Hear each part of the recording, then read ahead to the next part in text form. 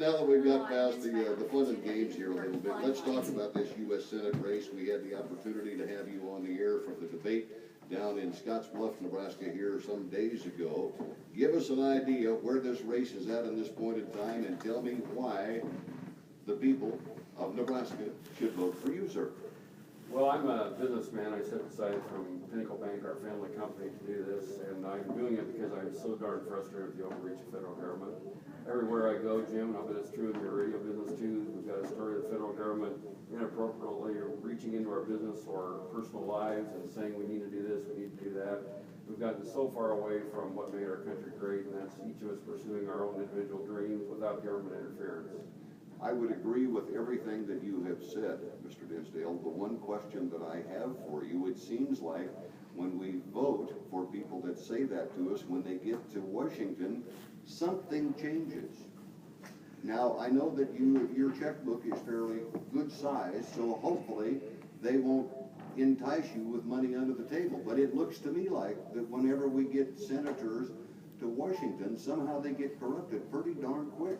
Just scares me, sir. Yeah, well, I can't speak to the other candidates and what happened, if that's in fact true, but fortunate to have over 800 people supporting my campaign. 86% of my campaign resources are from Nebraska, and I have contributed very little of my money.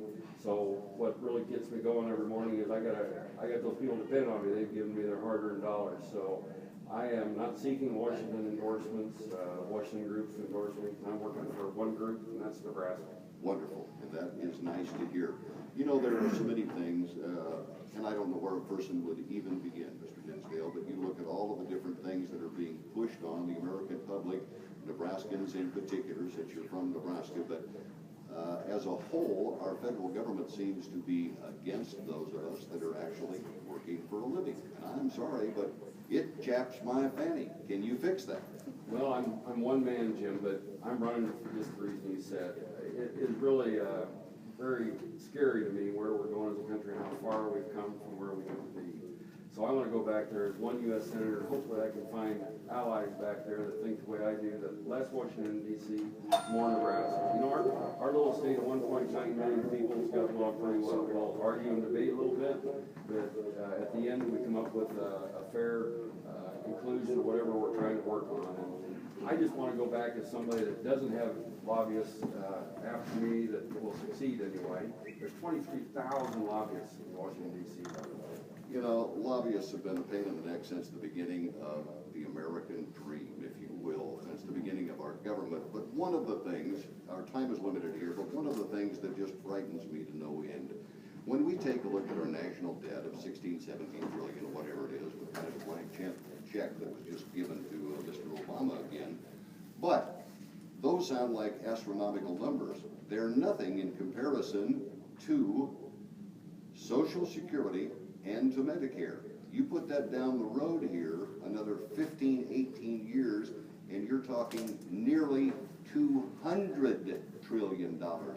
This country does not have that kind of money, sir. How do we stop this? How do we fix it? I'm looking at these bowls on Main Street in Valentine, and if I didn't answer accurately, I'd be just adding to what they're putting in the street out there. Yes. And the accurate conclusion is we need to deal with entitlements.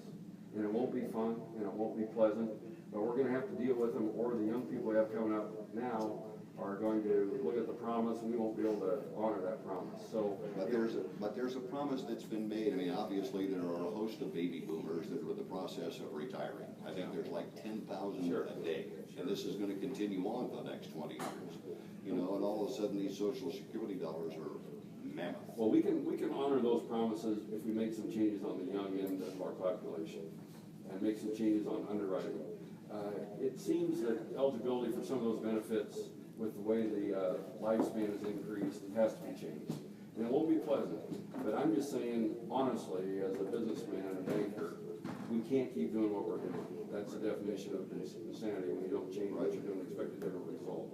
But I want to leave this interview on a positive note. Sure. We still have the greatest country on earth. I would agree with that, sir. And part of the reason is places like Valentine, Nebraska, where people want to do their own thing, just leave me alone. Right. And that's why I want to go back to Washington, D.C. and try to bring us back in line with that. This campaign has been inspiring to me because I thought I knew our great state. Sure. But I really didn't. I've met businesses, people, been to towns I didn't even know existed. I hear you. And I'm a small town guy myself, so it's a great privilege to do this. Good enough. We appreciate you stopping by, and I tell you, Oh dear. because many times we need to look at the bride as well as we need to look at a man that's running for office here. Now, obviously, this delightful lady knows Mr. Dinsdale better than anyone else on this planet. 37 years, Jim. Ma'am, why should we vote for your vote? Wow. I'll tell you, I've been